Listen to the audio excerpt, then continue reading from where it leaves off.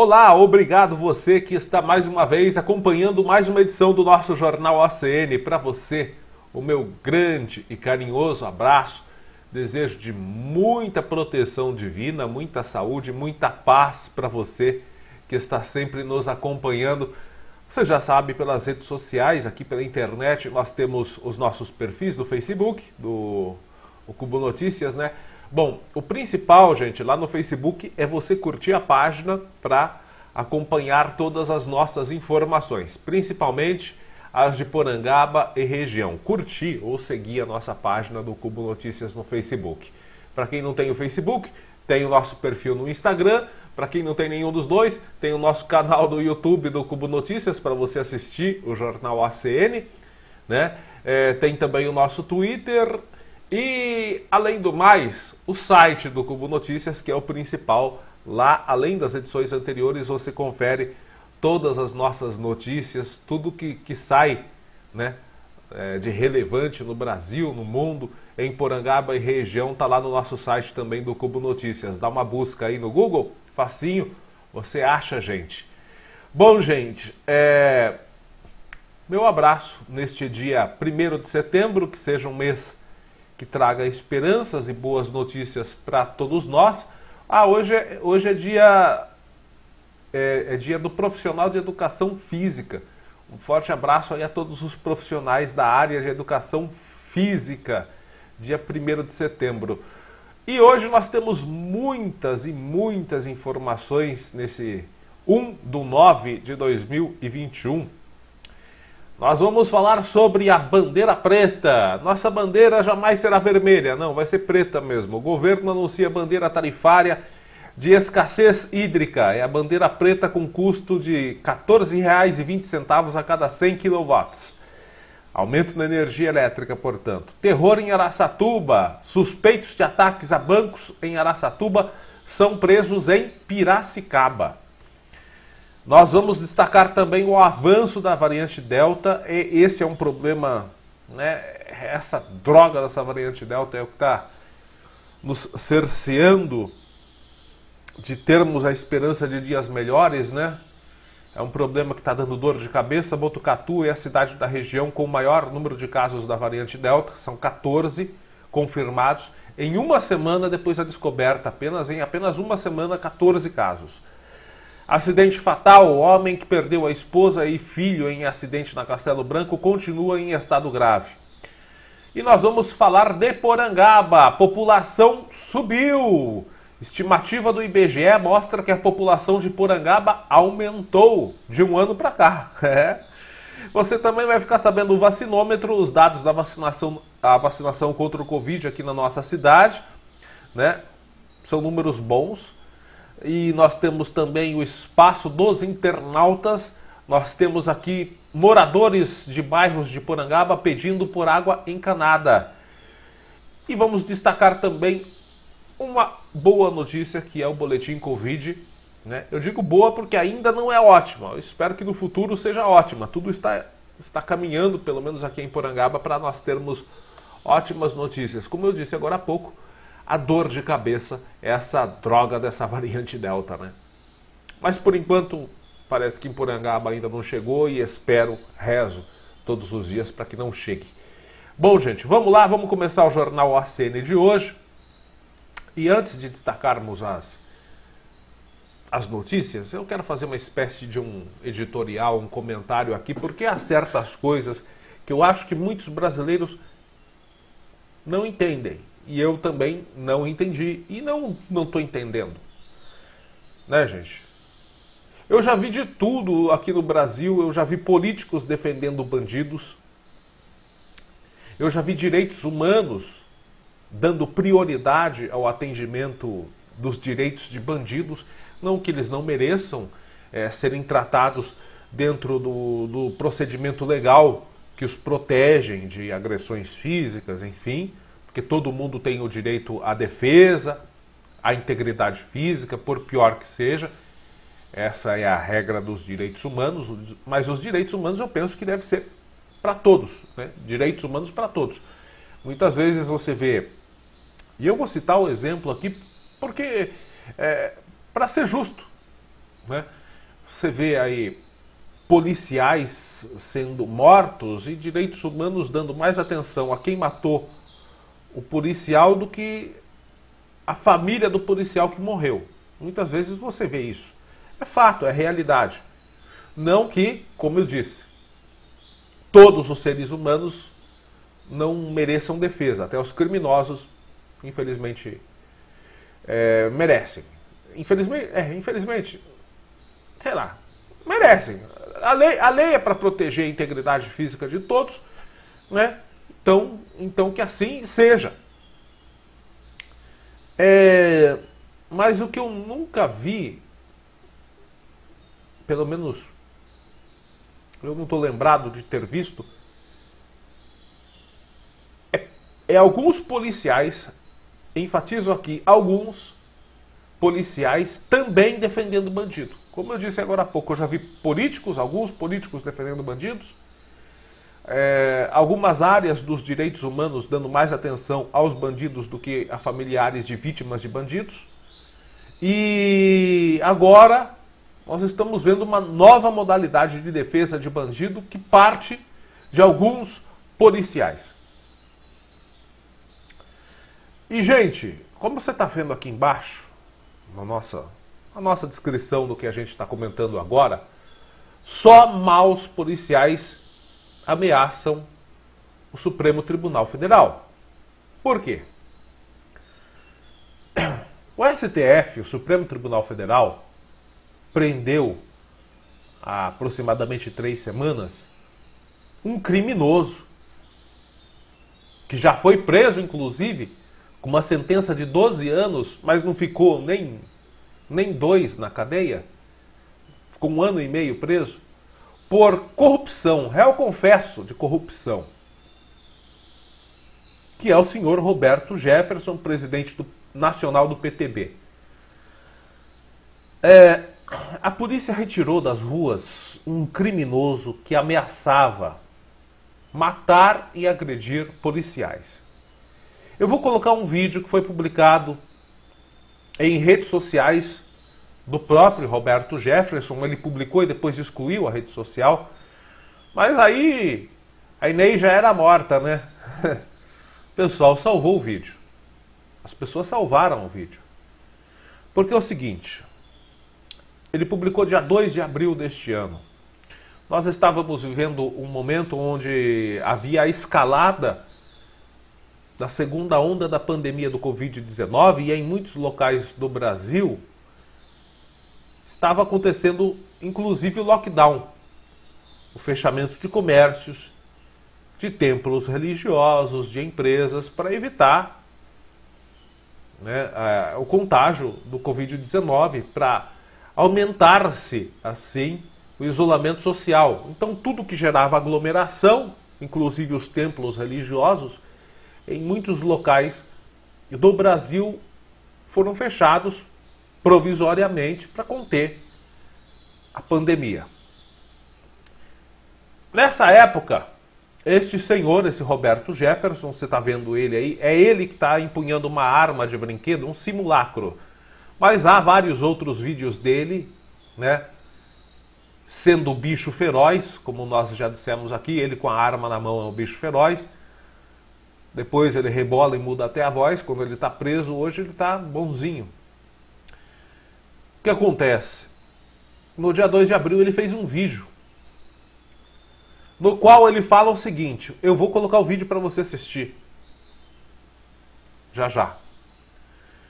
No qual ele fala o seguinte, você, cristão uma ova, o cristão não defende o armamento. O cristão não defende a morte. Quem defende o armamento e a morte não é cristão, é vagabundo. É tão bandido quanto os bandidos que assaltam bancos, que matam pessoas nas ruas. Eles querem justificar a maldade com maldade. Eles querem justificar a morte com a morte. Eu acho que todo mundo tem direito à defesa, mas, enfim, né? Para mim é o seguinte, só quem devia ter arma no Brasil era a polícia.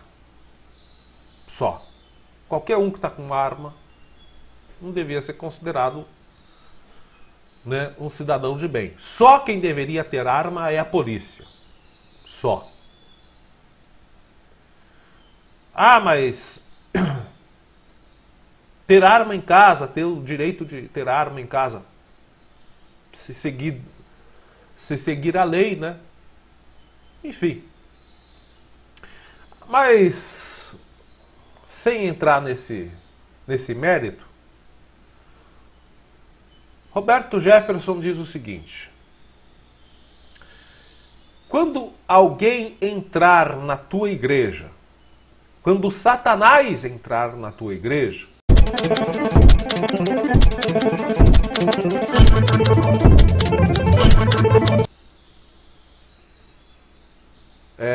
você vai fazer o seguinte, e ele vai mostrando as armas.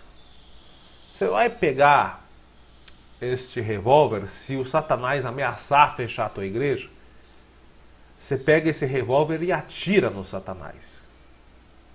Você pega esse pedaço de madeira e bate assim no Satanás, ele ensina a bater. Você pega um spray de pimenta, você compra um spray de pimenta e joga na cara do Satanás que quer fechar a igreja.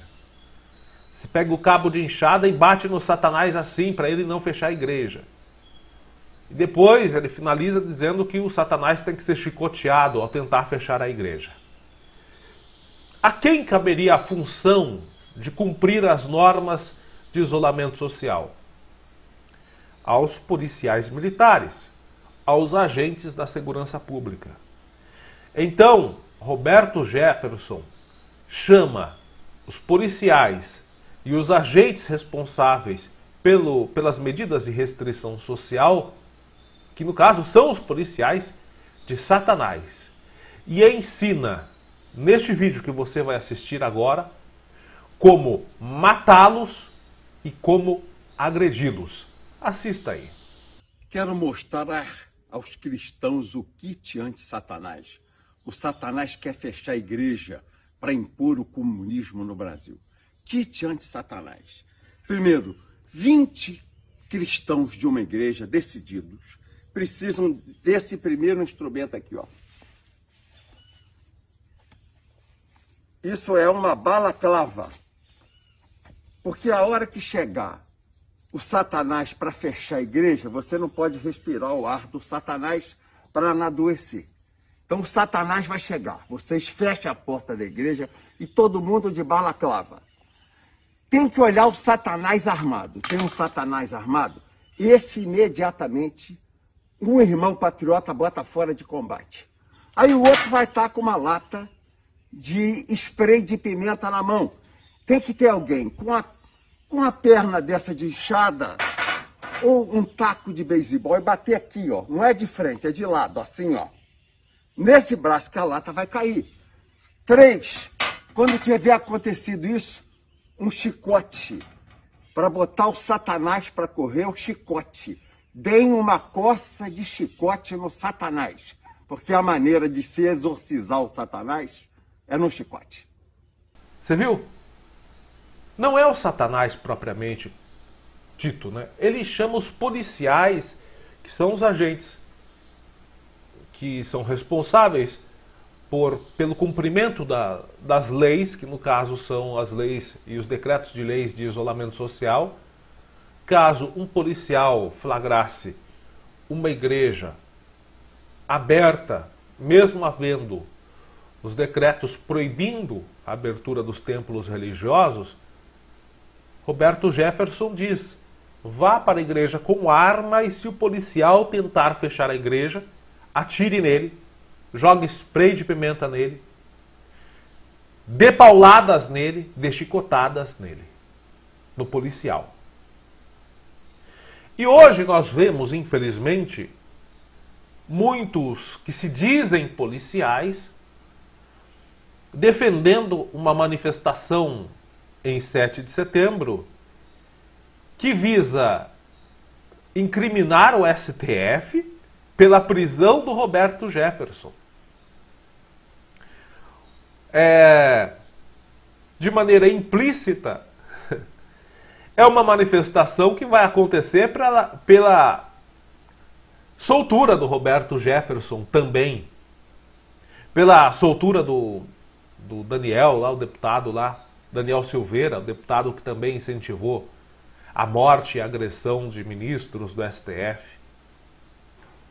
Todo mundo tem o direito de discordar do STF. Eu, por exemplo, ontem, o ministro Nunes Marques, do STF, deu um habeas corpus para o motoqueiro que levou 4 milhões de reais da empresa que fez a venda da vacina.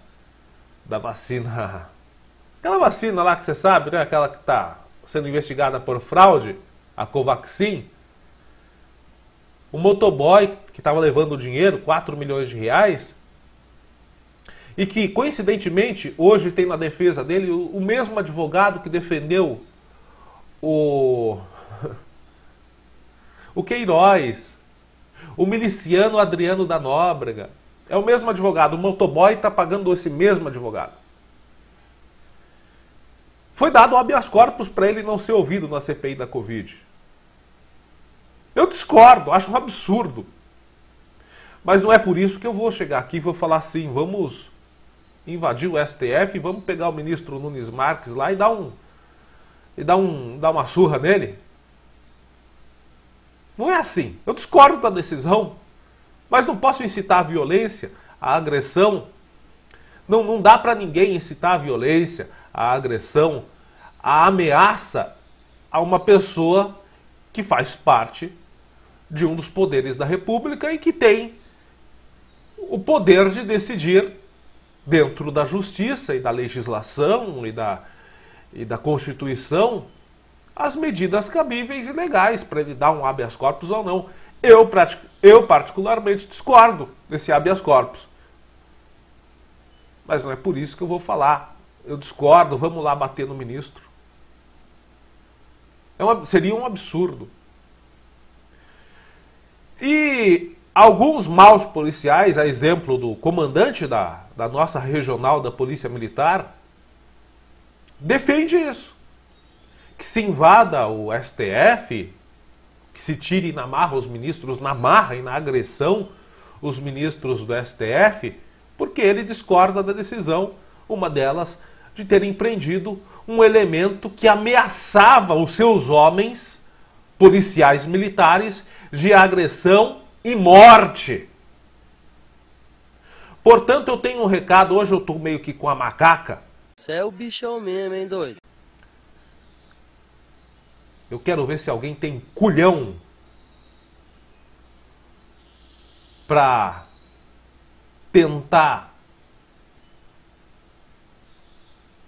combater essa minha fala de hoje. Eu digo com todas as letras, só maus policiais, que nem se podem chamar de policiais, só cafajestes que estão vestindo farda, sem terem o devido saco para honrar essa farda, é que defendem uma manifestação que, dentre todos os vínculos golpistas, defende a liberação de um criminoso que incentivava a agressão e até a morte de policiais. Se você se diz policial e incentiva uma manifestação que, dentre todos esses motivos, quer criminalizar quem colocou um bandido, vagabundo, incitador da violência contra os seus próprios colegas, você não é um policial. Você é um criminoso. Você não tem saco, você não tem culhão para honrar a farda que veste. Você não tem. Você não deveria estar com essa farda de policial. Porque uma pessoa ameaçou seus colegas de morte, de agressão, incentivou, ensinou como fazer a agressão e até a atirar em policiais que nem foram chamados de policiais. Vocês foram chamados por este criminoso de Satanás. E mesmo assim, alguns de vocês ousam defendê-lo numa manifestação que, dentre todos os objetivos, tem pedir a sua liberação e incriminar quem prendeu. Ah, vá merda, porra! Vá merda! Vá! Porra! Porra, eu não sou otário! O Roberto Jefferson, você não é um policial. Você é um criminoso. Você não honra a farda que veste. Fica aqui a minha opinião. Só maus policiais defendem a participação de colegas nesta suruba republicana que é essa manifestação de 7 de setembro. Mas eles têm o direito de fazê-lo. E peço a todos que sejam da oposição, respeitem, deixem que façam a manifestação. Todo mundo tem o direito de fazer a sua manifestação. E eu estou fazendo a minha manifestação aqui. Também democraticamente, como a manifestação deles de 7 de setembro será democrática. Mas eu estou fazendo a minha aqui. Também aproveitando a democracia que existe no Brasil e que alguns panacas dizem que não existe. Existe. Tanto existe que eu estou falando aqui. É isso, gente. Fico indignado, não entendo como alguns policiais defendam uma manifestação que, dentre os outros vieses golpistas, criminalizam uma corte que colocou um criminoso que ameaçava os próprios policiais, que incentivava a violência contra os próprios policiais. Eu não entendo isso. E acho que grande parcela da população, realmente a população de bem, não entende isso. Não entende e não aceita. Bom, gente, vamos ao nosso noticiário, agora desenvolvendo as manchetes que nós demos aqui. A nossa bandeira jamais será vermelha. Não, para que ser vermelha se ela pode ser preta, né? Então vamos lá, gente. A Agência Nacional de Energia Elétrica, a ANAEL, anunciou ontem um novo patamar da bandeira tarifária para as contas de luz, de energia elétrica de todo o país. De todo o país. A bandeira tarifária escassez hídrica, que é uma bandeira preta, como você está vendo aí, deve entrar em vigor hoje já. Já está entrando em vigor, R$ 14,20 para as faturas em cada 100 kW consumidos. De acordo com o texto divulgado pela agência, a previsão é que a nova bandeira permaneça em vigor até o dia 30 de abril de 2022, mesmo depois do período de chuvas, né? Não importa se vai chover, você vai continuar levando no lombo, meu amigo. Até agora a cor da bandeira era definida mês a mês. Agora essa nova bandeira, a preta, né, ela representa uma alta de quase 50% em relação à bandeira vermelha, patamar 2, 49,63%. Aliás, a patamar 2 da bandeira vermelha era a mais alta do sistema e estava em vigor nos últimos meses, né? Então você está vendo aí como é que vai ficar, assim, tendo em vista o déficit de arrecadação já existente superior a 5 bilhões de reais e os altos custos verificados destacadamente de geração térmica, foi aprovada a determinação para a ANAEL implemente ao patamar específico de bandeira tarifária, intitulado escassez hídrica, novo valor de R$ 14,20 o quilowatt-hora, com vigência em 1º de setembro de 2021 a 30 de abril de 2022, informou o governo em nota.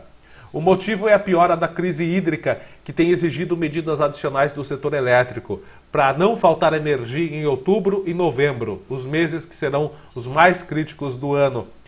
Por que será que deixou de uma hora para outra assim, deixou de chover, né?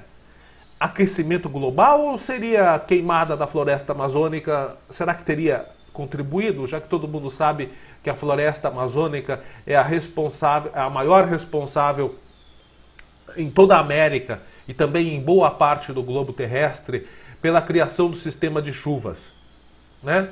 Será que colaborou? Quem será que permitiu a queimada de grande parte da floresta amazônica? Está permitindo ainda, do Pantanal, de biomas que são responsáveis pela criação das chuvas no Brasil. De quem será a culpa? De quem será essa culpa, né? Ah, e outra coisa, será que esse dinheiro vai realmente para a produção de energia elétrica? Ou será que vai para impulsionar as várias e várias publicações patrocinadas e impulsionadas? Na timeline de todo mundo está aparecendo toda hora publicações impulsionadas de políticos da extrema-direita incentivando a manifestação golpista de 7 de setembro. Quem é que está bancando esses impulsionamentos? Todo mundo já sabe, né? Os 2 homens presos em Piracicaba, ontem em Piracicaba, 2 vagabundos foram presos por suspeita de ataque aos bancos em Araçatuba. Eles chegaram juntos no hospital para buscar atendimento. Foram levados por veículos que estiveram na cidade onde ocorreram os crimes, segundo investigações da Polícia Civil. Além disso, o uso de uma calça camuflada, de colete balístico e um ferimento por arma de grosso calibre são indícios. Indícios? Está mais do que na cara. Indícios levantados pela corporação sobre a possível participação desses 2 elementos no crime. Os 2 presos são a 5ª e 6ª pessoas detidas por suspeita nos ataques em Araçatuba. Você está vendo imagens aí do ataque em Araçatuba? Um homem foi ouvido, foi liberado. A ação dos criminosos deixou 5 feridos, 3 mortos na cidade. O titular da Delegacia de Investigação sobre Entorpecentes, a DISE, e a Delegacia de Investigações Gerais, a DIG de Piracicaba, o delegado Dr. Demétrios Gondim Coelho, ele informou que a localização de um dos suspeitos ocorreu durante a ação de sua equipe, em conjunto com uma equipe de repreensão ao crime organizado de Brasília. Nessa ação, prenderam em uma casa um foragido da justiça e um homem com prisão preventiva decretada, ambos apontados como membros de uma facção criminosa. Na casa também foi encontrado um outro indivíduo com grave lesão no braço direito provocada por disparos de armas de fogo de alto calibre. Ele estava com o primeiros socorros, né, uma atadura que tinha sido feita, né, e de pronto ele falou que havia caído de uma motocicleta. Mas não havia nenhuma outra escoriação, apenas um machucado no braço. No final disse que foi alvejado por arma de fogo e depois isso foi confirmado pelo hospital. Ele é um dos suspeitos de envolvimento com ataques em Araçatuba. Foi levado para a Santa Casa de Piracicaba, onde ficou internado sob escolta, mas ele não quis confirmar formalmente onde foi baleado, segundo a Polícia Civil. Vale lembrar também que, ao saber que precisaria de internação e transferência para Piracicaba, o homem baleado no braço fugiu da UPA de São Pedro, mas acabou sendo preso pelos policiais civis de Piracicaba durante a operação com a equipe de Brasília. Ele também necessitou de procedimento cirúrgico na Santa Casa da cidade. Pra que operar, rapaz? Deixa cair o braço do sem vergonha. A equipe médica do hospital acionou a polícia militar ao identificar que o suspeito ferido na barriga, que é de Campinas, tinha sido baleado. No local, o médico responsável informou aos PMs que o ferimento teria sido causado cerca de 20 horas antes. Em diligência, também foi possível saber que o mesmo indivíduo foi deixado na UPA de São Pedro na noite anterior, por alguns homens que se negaram a passar quaisquer identificações ou informações, deixando o local imediatamente. É o que comunicou a Polícia Militar em nota. Diante dos indícios de envolvimento com o crime de Araçatuba, os militares pediram o apoio da Polícia Civil, que a Polícia Civil auxiliou na identificação do paciente, que constava como procurado da Justiça. Ambos estão com prisão decretada, um por roubo e outro por falsificação de documento público. Tudo gente fina. Eles seguem internados e o estado de saúde do baleado na barriga é considerado gravíssimo. Gente, sei lá, né? De acordo com o delegado titular da DIG e da DISE, tudo leva a crer que há envolvimento da dupla com os ataques de Araçatuba. Os veículos que socorreram eles até São Pedro em pesquisa, esses veículos estiveram em Araçatuba no dia do roubo. Pessoas desconhecidas levaram eles para o hospital e foram embora, explicou a nota. Além disso, segundo ele, o suspeito baleado no braço afirmou, segundo o delegado, né, o suspeito baleado no braço, afirmou a um dos policiais que o seu ferimento só não foi pior porque ele estava com colete à prova de balas quando foi alvejado. Alguém tem dúvida? Suspeito nada, são dois vagabundos dentre os demais vagabundos que participaram dessa ação em Araçatuba que você assistiu as imagens aí. Né, gente? Bom, ainda falando de notícias aqui do nosso interior paulista, agora aqui na nossa região, mais próximo, aqui na região de Botucatu, falando especificamente de Botucatu. Pois é, Botucatu que estava vivendo um momento de tanta esperança com a vacinação. Bom, ainda vive a vacinação Oxford e AstraZeneca, né, que foi um estudo, que está sendo feito pela faculdade, pelos cientistas de Oxford, da Universidade de Oxford, juntamente com o Ministério da Saúde e com o município de Botucatu, né? Bom, graças a Deus que ampla maioria da população botucatuense tomou essa vacina, porque senão o saldo dessa elevação de casos da Covid, principalmente da variante Delta, seria muito pior. A variante Delta ela tem um problema que ela acaba driblando um pouco o sistema de imunização das vacinas. Porém, a vacinação ela barra a variante Delta para que ela progrida para casos graves, para casos que necessitem de internação e que levem a pessoa ao óbito. Então, graças a Deus, a vacinação está em andamento. Caso contrário, a coisa seria pior. A Secretaria de Saúde de Botucatu registrou 12 casos novos da variante Delta do coronavírus. Os resultados são de amostras aleatórias que foram testadas entre os dias 15 e 21 de agosto. Com isso, a cidade soma 14 casos da variante em uma semana, porque a semana passada foi feita a descoberta do primeiro caso da variante Delta em Botucatu. A cidade participa de um estudo de efetividade da vacina Oxford AstraZeneca, que promove a vacinação dos adultos de 18 a 60 anos e faz o sequenciamento genético dos casos positivos para o Covid-19. Outras cidades da região, ali de Bauru, Jaú, Botucatu, também já registraram casos da variante. A última delas foi em Jaú, onde 6 registros foram confirmados pela Secretaria Estadual de Saúde. Assis tem 1 caso, Bauru tem 3, Ibirarema tem 8, Igaraçu do Tietê tem 2, Marília tem 3 casos da variante Delta, Mineiros do Tietê tem 1, Ourinhos 1, Perdeneiras 1 e Salto Grande também 1.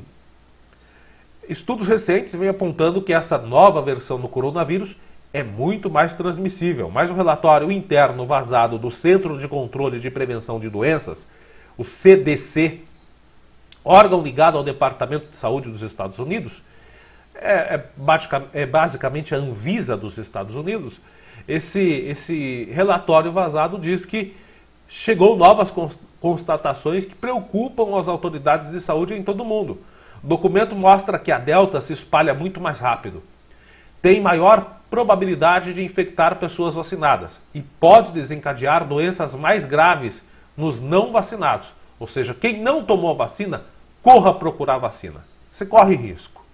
Se você pegar a variante Delta, é ainda mais risco do que a cepa comum do Covid-19, a primeira cepa do Covid-19. Isso em comparação com todas as outras variantes conhecidas, a Delta é a pior e é a que mais leva risco para as pessoas que não foram vacinadas. Então, a vacinação é o único remédio. E eu já falei, o ano passado, a vacinação vai ser endêmica, vai ser como a vacina da gripe. Todo ano todo mundo vai ter que tomar. O Covid-19, o coronavírus, infelizmente vai se tornar uma doença endêmica, né? Como a gripe. Só que com um problema de que é um vírus altamente mutável e que é uma roleta russa. A pessoa pode pegar e sentir um sintoma leve, ou pode pegar e desenvolver a forma grave e morrer. Bom, a gente nem precisa mais dar palestra ou falar sobre o Covid-19 todo mundo já sabe, né, como se porta essa doença. Então todo mundo já sabe que a vacina é necessária. Bom, gente, um homem de 40 anos, este homem de 40 anos, ele continua em estado grave, nós já publicamos a matéria lá no nosso site.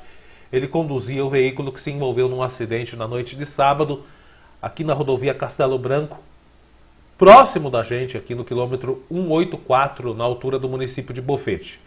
Ele continua, é um homem de 40 anos, continua em estado grave, internado no HC de Botucatu. O que aconteceu foi o seguinte: segundo a polícia rodoviária, o veículo em que estava esse homem de 40 anos, uma mulher de 36 e uma criança de 4 anos, ele estava trafegando no sentido interior capital. São Paulo ao sentido ali Bofete, Botucatu. Ele foi atingido na traseira por outro carro. Esse carro bateu tão forte, o cara que estava atrás devia estar correndo tanto, mas tanto, que ele bateu na traseira e o veículo da frente, onde estava essa família, capotou com a força da batida. A mulher e o menino de 4 anos morreram. A criança ainda chegou a ser socorrida. A mulher morreu no local, morreu na hora. O homem de 40 anos, que é o pai da criança, marido da mulher, continua internado em estado grave. O trabalho de resgate envolveu o SAMU, o Corpo de Bombeiros e a CCR, além da Polícia Militar Rodoviária. No carro de trás, o carro que veio provavelmente voando, estava um policial do DEIC. Ele estava com o seu carro particular. Ele relatou que o carro da frente estava em baixíssima velocidade. O carro da frente podia estar em baixa velocidade, mas ele também estava voando, que daria para reduzir. Não é possível que não daria. Você vê um carro, Castelo Branco, uma rodovia reta, formada por retas. Você não tem curva fechada que complique a sua visão. É uma rodovia praticamente reta, com curvas relativamente abertas. Mão única. Rodovia duplicada, pô. É rodovia. Todo mundo conhece a Castelo Branco. Não é possível que você não perceba que na tua frente, a alguns metros, tem um veículo lento. Mas esse policial disse que o carro estava muito lento, ele não conseguiu evitar a colisão. Esse policial é de São Paulo, teve ferimentos leves, foi internado e logo recebeu alta, né? Ficou alguns dias em estado estável, ferimentos leves. Já as vítimas, as pessoas que morreram, uma mulher jovem, 34 anos, da cidade de Pardinho, a Paula Regina Moraes Walter, e o filhinho dela de 4 anos, o garotinho Felipe. E o marido, de 40 anos, continua em estado grave. Bom, gente, vamos falar agora de Porangaba. A população de Porangaba subiu de um ano para cá, aumentou. É isso mesmo. A cidade de Porangaba teve um aumento aí populacional, conforme você está vendo aí, está no site do IBGE. Se você pegar esse link aí que deve estar aparecendo para você, cidades.ibge.gov.br/Brasil/SP/Porangaba/Panorama, se você digitar esse link aí, você vai cair nessa página que você está vendo e tem vários dados estatísticos do IBGE. Nós estamos mostrando um deles, que é o da população estimada. Vale lembrar, não é o censo. O último censo foi em 2010, identificou 8.326 moradores em Porangaba. 8.326 moradores de Porangaba, isso no último censo de 2010. Ano passado era para ter o censo, mas devido à Covid não teve. Foi adiado para esse ano, também não teve. Por que não teve? Porque o governo proibiu a realização de concurso para o IBGE, né? Então, o IBGE precisava de funcionários, concursados inclusive, para o Instituto, para fazer a pesquisa, o governo barrou e então nós não tivemos o censo de novo, mas tivemos a estimativa IBGE. Vamos lá, gente. A estimativa IBGE para 2020 era de 10.067 habitantes em Porangaba. Ano passado nós tínhamos a estimativa de 10.067 habitantes. Neste ano nós tivemos um aumento, portanto, de 138 novos habitantes.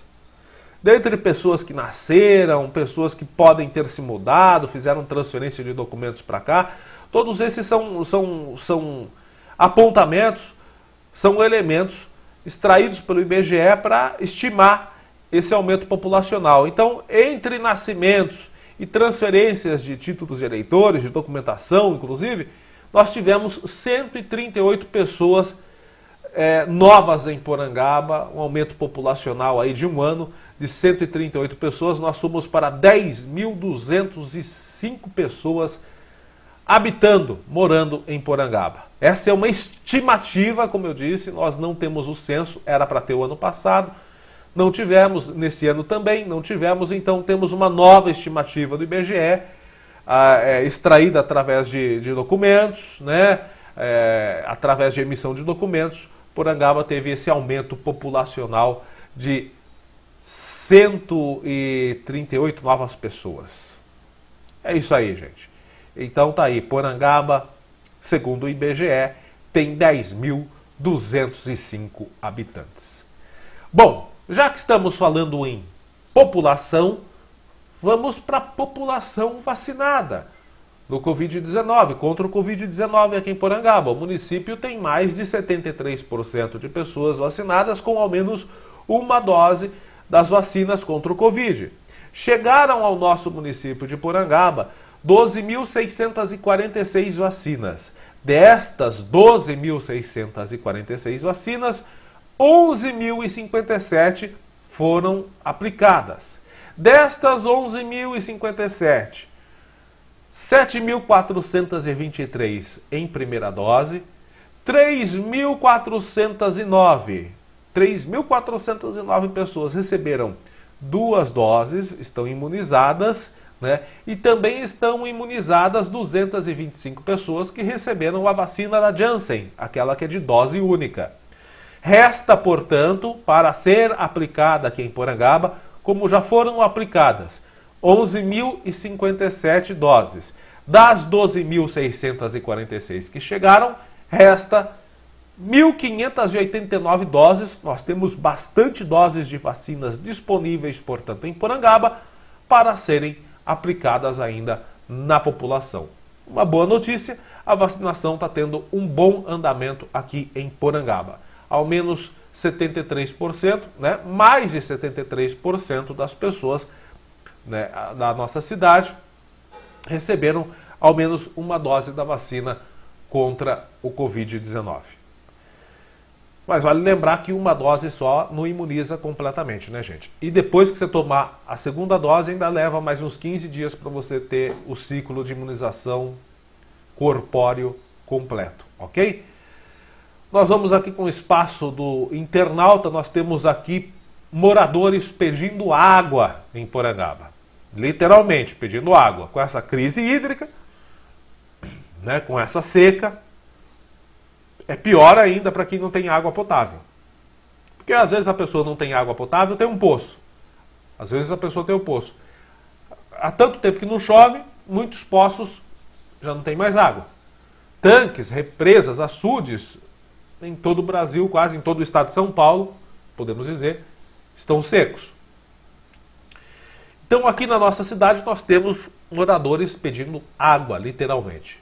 Moradores do Loja 100, do bairro Loja 100, estiveram ontem em Porangaba, aqui em Porangaba, esses moradores se reuniram, um grupo de moradores esteve na Sabesp às 10 horas ontem de manhã, entregando um abaixo-assinado pelos moradores. Esse abaixo-assinado foi entregue tanto à Sabesp quanto à Prefeitura de Porangaba, segundo os moradores do bairro Lojas 100. Esses moradores lá do bairro Lojas 100, também precisando de água potável, é um dos bairros aqui de Porangaba que não disponibiliza deste serviço de saneamento básico, né, que é a água potável. Então nós pedimos agilidade da Sabesp para o estudo de projetos que levem água potável aos moradores do bairro Loja 100. Aos moradores do bairro Loja 100. Nós temos aqui também, gente, pedido dos moradores, mais uma vez, os moradores do Vida Nova, que fica lá, é um loteamento que fica um empreendimento entre aspas, né? Porque empreendimento de verdade tem tudo que promete aos seus moradores. Esse não tem, né? Então, o pessoal lá do Vida Nova, que fica entre os bairros dos Nunes e Bela Vista, estão pedindo água potável também. Eles dizem que o abastecimento hoje é feito com caminhão-pipa. Além da água não ser potável, sempre o trator quebra e ficamos dias sem água. Aqui os moradores dizem, já entramos em contato com o prefeito Cal. Também falamos no passado com o vice-prefeito Edivaldo Magrão. Falamos com o procurador jurídico da prefeitura. Porém, ninguém até o momento se manifestou para nos ajudar. Ainda segundo os moradores, o Ministério Público também está sempre adiando se reunir com os moradores. Os moradores dizem que já pediram várias vezes reunião com a promotora, né? E está sempre adiando. Não se sabe se é por causa da pandemia ou não. Acho que isso não estaria acontecendo se nós tivéssemos ainda em Porangaba o Dr. Diego Dutra Goulart. Esse não se recusava, não fazia corpo mole para resolver os problemas da população, né? Infelizmente, nós estamos vendo uma desaceleração do Ministério Público na nossa cidade em resolver esses problemas. Antes nós tínhamos tudo correndo, né? As coisas acontecendo, o Ministério Público tomando a frente, tomando providência. Agora, infelizmente, bom, como eu disse, não vou julgar porque pode ser que é por causa da pandemia, né? O fórum ficou muito tempo fechado, enfim. Então não quero entrar nesse mérito. Mas esses moradores precisam do amparo legal de alguém. Procuradoria da Prefeitura, dizem que não se manifestou. Prefeitura, também não. Sabesp, também não. E por que precisa do amparo jurídico de alguém? O amparo jurídico de alguém?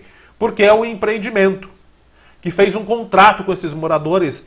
Eu vou até colocar o contrato aí para parte do contrato que nós recebemos, para que as pessoas vejam, né, que é uma coisa que consta em contrato. Está aí os parágrafo 6º, utilização do imóvel para criação de animais, aí tem cláusula 7, né, o comprador ou os compradores poderão encontrar-se, no entanto, com todas as suas obrigações, tal. Depois tem o parágrafo único, comprador deste contrato, enfim. Mas o que nos importa mais aqui? O que nos importa? A cláusula 8ª, que é essa aqui. A promitente vendedora declara cada um por si que está ciente do capítulo 3 da infraestrutura. Diz que está ciente do constante no artigo 6º, letra B, né? Itens 1 a 4 e 6 da Lei Municipal número 34 e 7 de dezembro de 2020, que dispõe sobre o parcelamento e ocupação do solo urbano no município de Porangaba. Ou diz, a empresa vendedora do terreno diz que conhece as leis municipais, e que está condizente com sua responsabilidade na implantação da infraestrutura mínima do loteamento composta pelas seguintes obras. 1. Demarcação das quadras, lotes e sistema de arruamento e abertura das ruas disponíveis. 2. Aí vem implantação. A empresa diz que está ciente, que sabe que tem que fazer a implantação da rede de distribuição de água, captação e reservação compatíveis com a população prevista para o empreendimento, que será na proporção de 5 habitantes por lote. O sistema poderá ser isolado quando não possível a interligação com a rede pública, com a apresentação, né, do projeto. Aí vem aqui rede de distribuição de energia elétrica, cascalhamento do leito, e aqui, 5º, Disposição final dos esgotos sanitários, né? Comprador. Bom, vamos para a parte que interessa sempre. Após projetar, construir e implantar as redes de abastecimento de água e de energia elétrica, de acordo com o cronograma de obras e de forma a atender todos os lotes do empreendimento, será de responsabilidade e encargo do comprador as respectivas providências das ramificações desse serviço para o seu imóvel. Mas diz e promete que sabe que vai levar água, diz que vai levar água e depois o morador ramifica a água para onde ele quer, mas diz que vai levar água para o empreendimento, né? Então tá aqui, gente, o contrato que diz que conhece as leis, cita inclusive as leis, promete que vai levar a água e o contrato foi assinado pelo empreendimento Corazil Empreendimentos Imobiliários e Participações Limitadas. Ok, gente? Então, os moradores, eu peço ao Ministério Público, peço à Procuradoria Jurídica da Prefeitura, peço à Sabesp que deem amparo aos moradores porque eles precisam de alguém que entre em contato com o empreendimento e que estimule a legalização do empreendimento para fazer a ligação de água aos moradores. Ninguém vive sem água. Fica aí o nosso apelo à ligação de água potável a esses dois locais de Porangaba, bairro Lojas 100, aqui em Porangaba, e também o loteamento Vida Nova, que fica lá no Bela Vista. Bom, gente, e para finalizar, vamos com o boletim Covid-19. Temos uma boa notícia, vai ser excelente quando o negócio zerar. Mas eu acho que a gente está perto disso. O boletim Covid epidemiológico de hoje, um boletim Covid aqui de Porangaba, neste dia 1º de setembro, mostra que nós só temos um caso ativo da doença no nosso município. De segunda para cá também não foi contabilizado novo registro, novo diagnóstico de Covid, nós permanecemos com 951. Teve um caso que foi diagnosticado no final de semana. Esta pessoa que foi diagnosticada com Covid está em casa fazendo o tratamento domiciliar, passa bem, não temos nenhum internado. Nós tínhamos outros 3 casos ativos que já estão curados, já saíram inclusive aqui dessa estatística de casos em tratamento. Hoje nós só temos um caso que foi diagnosticado nesse final de semana, mas que graças a Deus não é um caso grave, a pessoa está em casa. Mas nós temos um número aqui de 29 casos suspeitos, então vamos cuidar, gente. E como nós dissemos, na região já tem em circulação aí a variante Delta do Covid-19. Temos 930 recuperados, né? E, infelizmente, nós temos o triste número que jamais vai se apagar de 20 pessoas que perderam a vida para o Covid-19 aqui na nossa cidade. Mas os números estão nos trazendo um pouco mais de esperança aqui em Porangaba. Bom, gente, o Jornal ACN de hoje é isso e vai ficando por aqui. Agradeço a todos pela audiência, pela paciência também, né? Um grande abraço, uma ótima quarta-feira para você e até a próxima.